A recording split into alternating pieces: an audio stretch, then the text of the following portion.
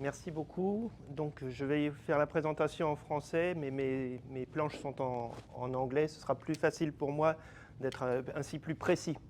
En tout cas, merci beaucoup de m'avoir invité à faire cette présentation du programme Diadème, donc, qui est un programme qui est financé par le programme des investissements d'avenir en France, et en particulier ce qu'on appelle France 2030, qui est une énorme mécanique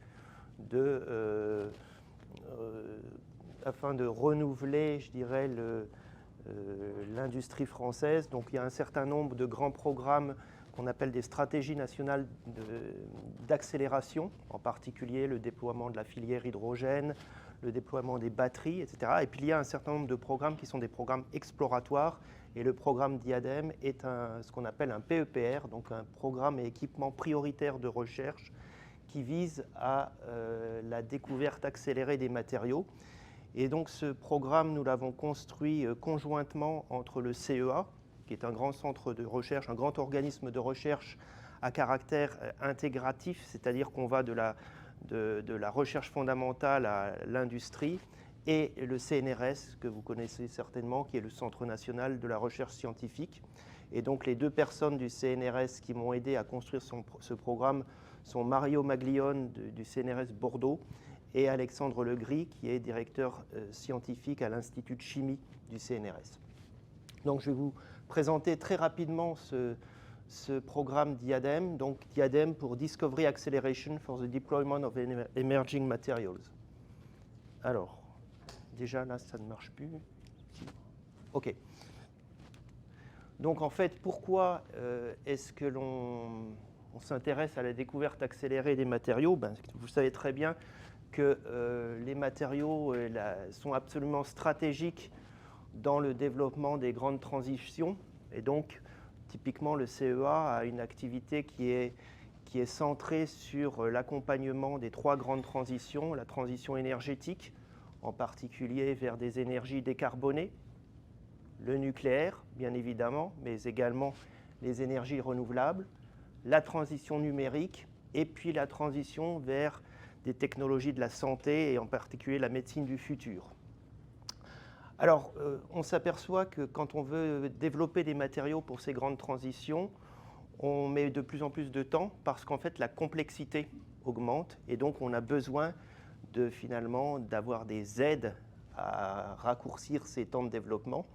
Et puis on doit également intégrer un certain nombre de drivers de ce qu'appelle l'Europe de Green Deal, en particulier de sobriété, de soutenabilité, de minimisation d'utilisation de matériaux stratégiques, de matériaux critiques, de matériaux toxiques.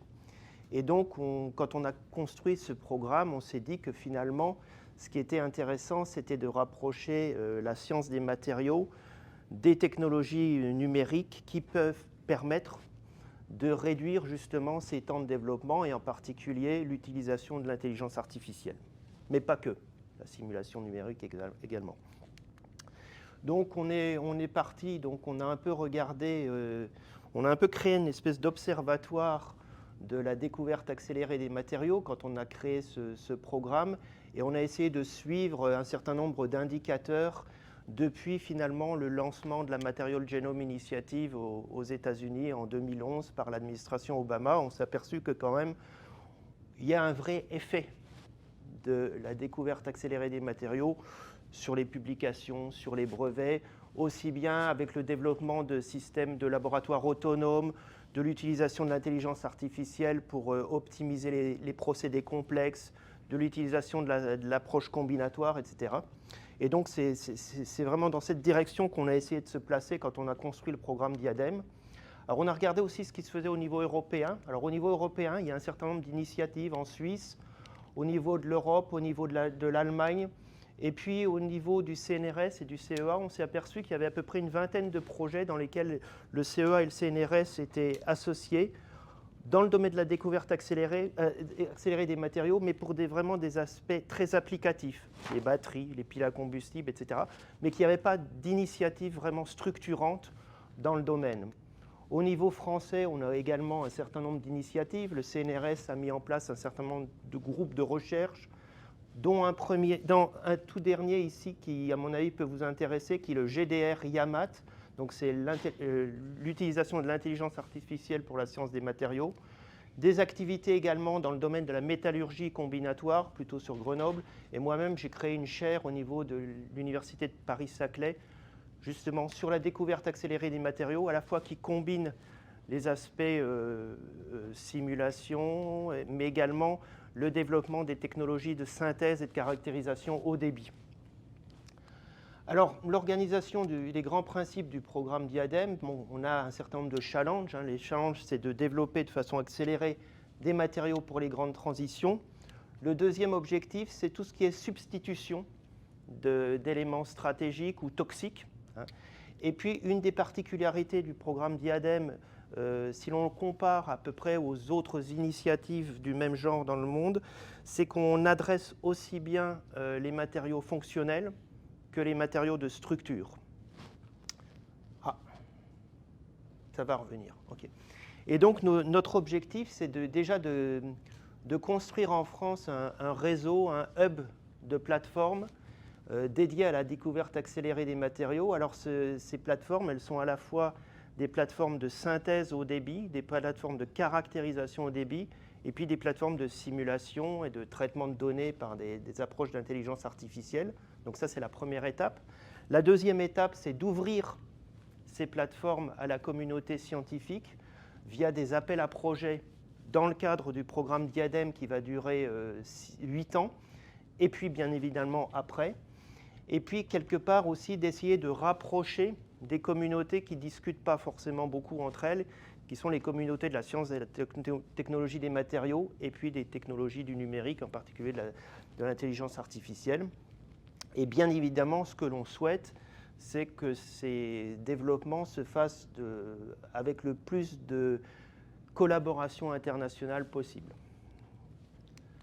Alors donc, les outils du programme Diadème, donc je viens d'en parler, donc ce sont des plateformes, donc numerical design, synthèse haut débit, caractérisation haut débit, base de données et traitement des données par des approches d'intelligence artificielle. On a déjà mis en place ce qu'on appelle des projets ciblés. Donc ces projets ciblés, c'est des projets qu'on a décidés de manière top-down et qui ont finalement deux vocations. Une première vocation d'être des démonstrateurs technologiques, méthodologiques, pardon, et puis de nous aider à construire ces plateformes. Et puis là, on va rentrer dans la phase des appels à projets, dont je vais parler un petit peu maintenant, justement pour utiliser ces plateformes et permettre cette fertilisation croisée entre les différentes communautés.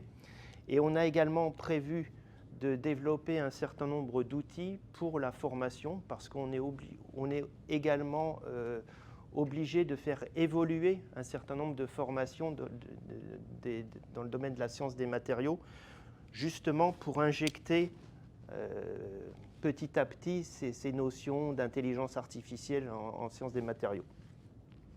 On organisera également un certain nombre d'écoles internationales thématiques dans le cadre dans la durée du projet. Alors, on a un certain nombre de partenaires. Donc, les pilotes sont le CEA et le CNRS, mais on a un certain nombre de grandes universités françaises qui sont partenaires du projet. L'Université de Paris-Saclay, Sorbonne Université, l'Institut Polytechnique de Paris, donc au niveau de la région parisienne. En province, l'Université de Lorraine, l'Université de Lyon, l'Université de Grenoble et l'Université de Bordeaux. Et ce qui est aussi très important, c'est qu'on a également des grandes infrastructures de recherche, en particulier les deux synchrotrons, le synchrotron Soleil à Saclay, donc à Paris, le SRF à Grenoble, et tout le réseau de microscopie électronique à transmission et de sondes atomiques tomographiques. Alors, comment ça va se construire? Alors, c'est en cours de construction, donc on a nos projets ciblés, donc Targeted Project, qui vont permettre d'implémenter ce hub de plateforme. Donc ça, c'est en cours, ça a démarré au cours de l'année 2022. Et donc l'idée, c'est qu'on obtienne très rapidement un hub de plateforme qui sera disponible pour notre appel à projet. Et donc ça, c'est la liste des projets qui ont été déjà décidés top-down et qui sont en cours de démarrage. Donc vous voyez qu'on a voulu que ce soit un projet qui soit très diversifié. On adresse toutes les familles de matériaux, un spectre très large. Et on a également quand même des projets un peu de cœur, en particulier un très gros projet sur le numérique, que je vais un peu décrire, et puis des projets également directement sur les synchrotrons pour pouvoir, par exemple, automatiser des lignes, robotiser des lignes de passage d'échantillons pour aller vraiment vers le high throughput. Donc ça représente un budget de 45 millions d'euros. Et donc ces plateformes, elles sont disséminées sur l'ensemble du territoire français. Vous avez ici les plateformes de synthèse, les plateformes de caractérisation et puis les aspects plutôt numériques. Et nous, notre objectif, c'est d'aller vers la création vraiment de laboratoires autonomes, c'est-à-dire que aussi bien pour la synthèse de nanomatériaux que pour de couches minces, que de fabrication additive, on veut arriver à des systèmes où on intègre la synthèse, la caractérisation opérando, le pilotage par des systèmes d'intelligence artificielle pour essayer vraiment d'accélérer les développements. Donc des laboratoires autonomes. Bien évidemment, on a toute la construction d'une infrastructure au niveau numérique avec bien sûr des codes, des workflows, avec tous les outils de simulation multi-échelle des matériaux, et tout cela en discussion très forte avec les projets ciblés, et puis également tout un système de bases de données, bases de données qui seront enrichies par la simulation, qui seront enrichies par l'expérience, avec donc des systèmes vraiment de discussion assez intimes entre les gens qui vont faire la simulation et les gens qui vont produire des résultats. Donc ça, c'est la première étape, c'est parti, c'est en cours. Et maintenant, on arrive dans la deuxième étape qui est l'appel à projet.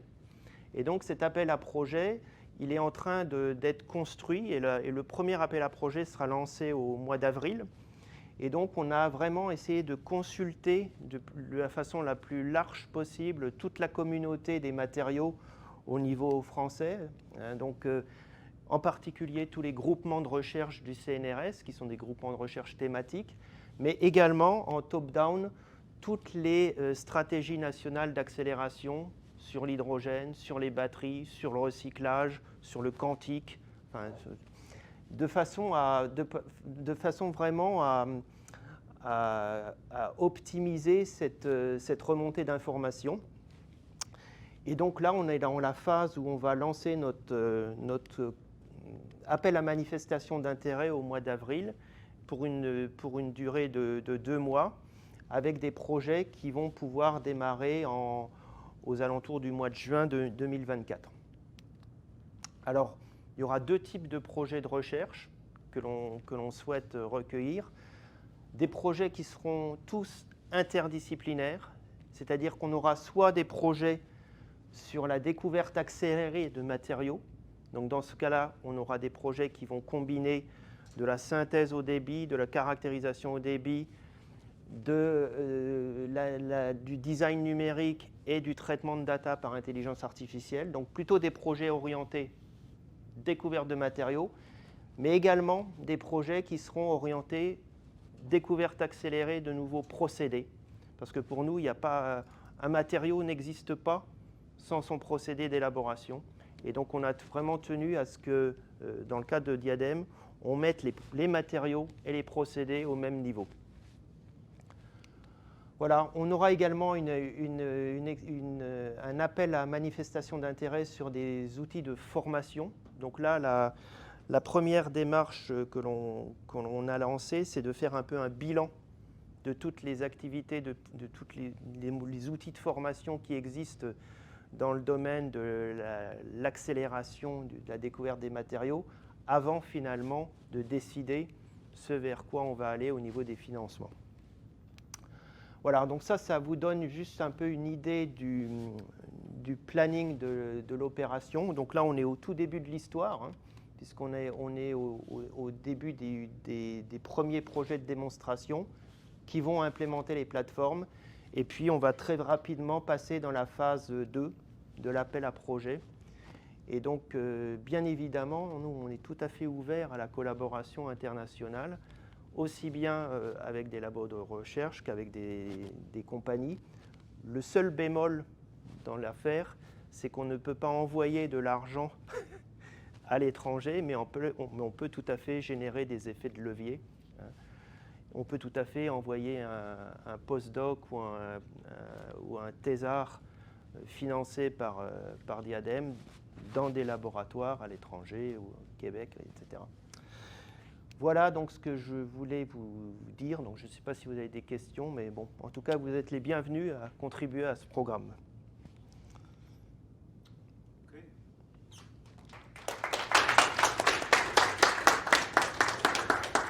Merci encore, M. Schuster.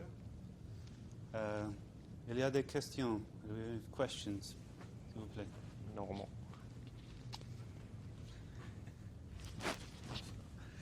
Bravo, c'est très intéressant.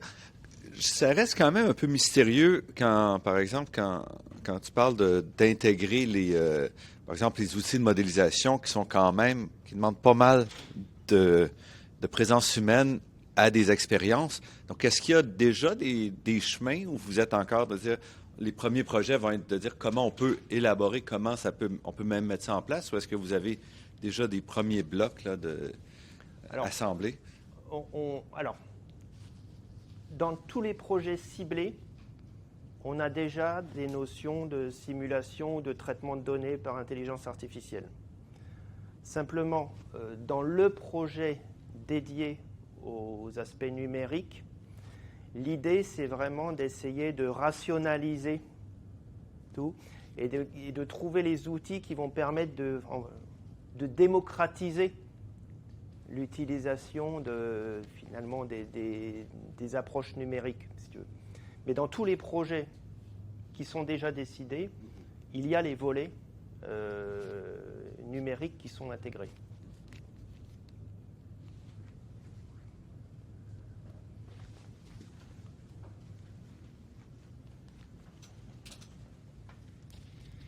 Merci pour cette présentation.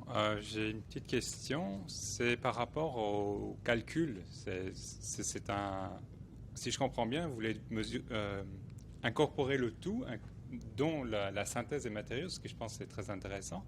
Mais en termes de capacité pour faire des simulations, est-ce que vous avez des infrastructures dédiées? Oui.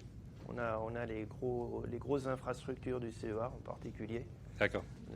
Donc de ce côté, on a tout ce qu'il faut. Oui.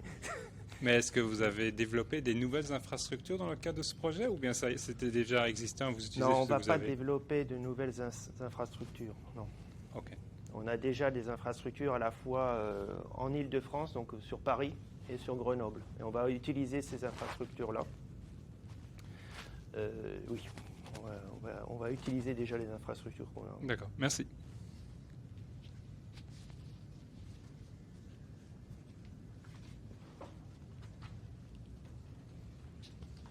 Oui, je suis curieux de savoir de quoi sont faites les bases de données que vous utilisez pour entraîner les systèmes d'intelligence artificielle. Il s'agit de données expérimentales, de données théoriques. Il y a les deux. Il y a les deux. Oui, et en fait, justement, elles proviennent d'où? Eh ben, typiquement, dans les domaines, au niveau expérimental, on a déjà des synchrotrons qui vont produire énormément de données de caractérisation. On a un projet, je ne sais pas si vous avez vu, on a un projet par exemple sur la technologie LIPS qui va générer énormément de data de caractérisation de matériaux, de faire de la cartographie, de composition, etc. Et puis finalement, tous les projets ciblés, tous les targeted projects vont générer leurs propres données qui vont permettre d'entraîner un certain nombre d'outils d'IA. Et puis après, il y a les aspects de simulation numérique aussi. Donc on va fabriquer nos propres données. D'ailleurs, c'est un peu un souci. C'est déjà de savoir où on va les stocker. Si on va les stocker en local, si on va les stocker de façon plus... D'accord, On est au donc, tout début et on n'a pas forcément la réponse à toutes vos questions. Donc ça reste à construire, c'est ça? Ça reste à construire, tout à fait. D'accord. Et c'est pour ça d'ailleurs que ça dure 8 ans. C'est que déjà, c'est très compliqué de... Pourquoi on s'est donné 8 ans? C'est parce qu'on part du principe que c'est très difficile de faire changer les mentalités des gens. Et donc ça va déjà prendre beaucoup de temps. Mais en plus, on a des vrais problèmes techniques, et en particulier le problème de la gestion des données, quoi. Bien sûr, mais c'est tout comment on caractérise les données, comment on les met, Exactement. comment les Comment- étiquette pour être capable de les retrouver, Tout de les à fait. comparer en différentes Exactement. mesures. C'est des défis C'est colossal. importants. Là. Oui, tout à fait.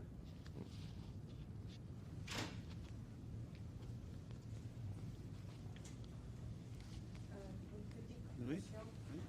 Désolé, je parle en anglais, otherwise je serai très lent. Désolé. Maybe you have answered already. I see Soleil, the light source in the pictures, and the data that comes from the light source. Are there policies already established around that to share the data? No. No? No, not yet. Not yet. No. Because we are trying to do with Canadian Light Source Yes, right yes, now. yes. And it's very important for Yes. if we want to do And AI I think it's data very science. difficult. It is very difficult. Yes, but Yeah. yes. Okay, I see. Wow. We are just at the beginning. Same here, Yes, Canadian yes, Light yes, Source yes. as well. We are just at the beginning, and I have been talking with the director since last year. We have been trying to do that, and probably Stephen will remember with the Create we were trying to do that, and so it's difficult, but it's needed. Yeah, yes, of course. Yes. Merci beaucoup.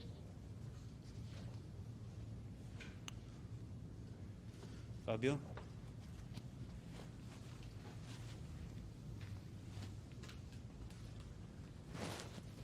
Yeah, also my question is going to be in English. So also my question is going to be in English, sorry. It's a bit more a philosophical question. There are materials where there is no calculation able to describe their properties, where DFT is unable to describe properties of materials, or even dynamic mean field theory is unable to describe the properties of materials. So how can you rely only on simulation to potentially try to design new materials, even though the simulation is unable to describe materials nowadays? We don't have a computational power to describe materials. I'm thinking about high temperature superconductor. I'm thinking about twisted materials. I'm thinking about topological properties of materials where simulation fail to describe. So how can we design something new based on an AI? So I know that I just want to know what you think about. Et en fait, je ne suis pas un spécialiste de simulation. Okay.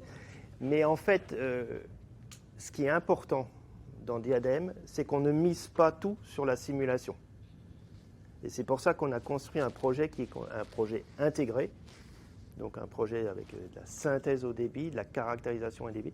Et donc, on ne va pas résoudre tous les problèmes uniquement par des approches de type simulation.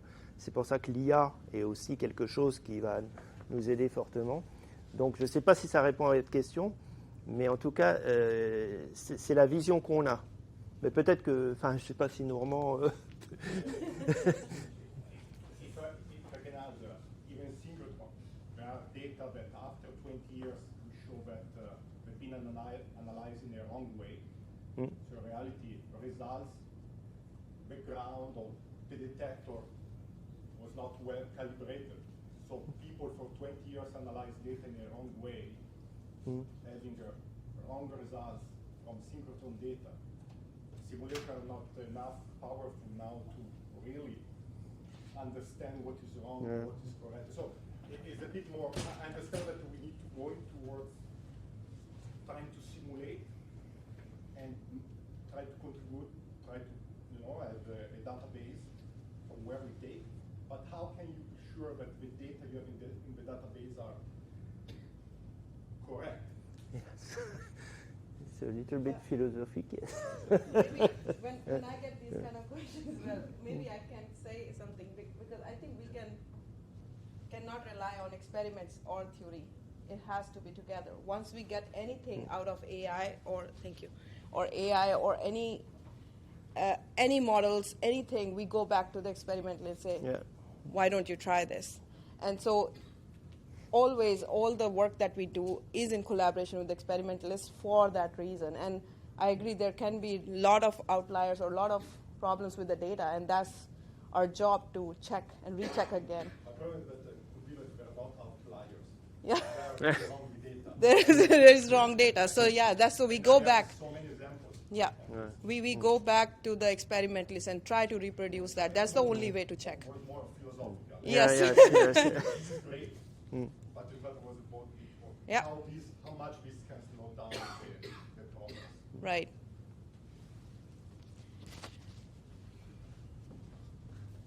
Est-ce que vous, à la suite de ces questions-là, est-ce qu'il y a des stratégies pour dire, voici certaines questions, certains matériaux, certaines approches où on maîtrise plus, par exemple, on a déjà des données, où on maîtrise plus les capacités de modélisation, d'intégration. Vous dites, voici, parce que là, vous ciblez très, très large. Oui. Là, Parce qu'on a un objectif oui.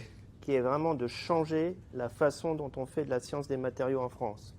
Et donc, on n'a pas voulu faire un focus plutôt sur une ou l'autre famille de matériaux. Ce qui nous intéresse, c'est le développement des méthodologies. Alors, effectivement, il y a quand même des domaines où je pense qu'on arrivera plus rapidement au résultat. Je pense que dans le domaine de la métallurgie, etc., on a plus de billes que dans d'autres, quoi.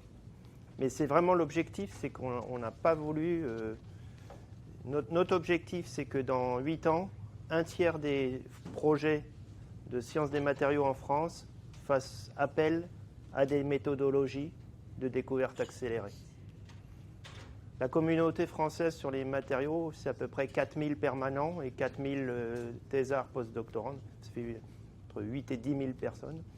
Et donc, c'est vraiment un challenge. Autre question? J'ai un petit pour les étudiants. Quand sont les écoles qui viennent de cette...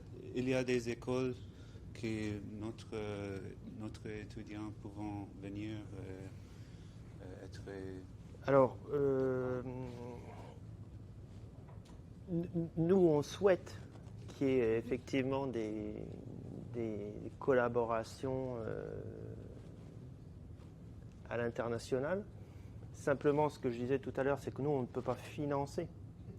Mais en tout cas, nous, les laboratoires d'accueil, etc., sont tout à fait ouverts à recevoir des étudiants en thèse, en postdoc, en stage, dans le cadre des projets qui seront déposés à l'appel à projet. Et donc, en fait, ce qu'on a convenu, c'est que dès que l'appel à projet sera lancé,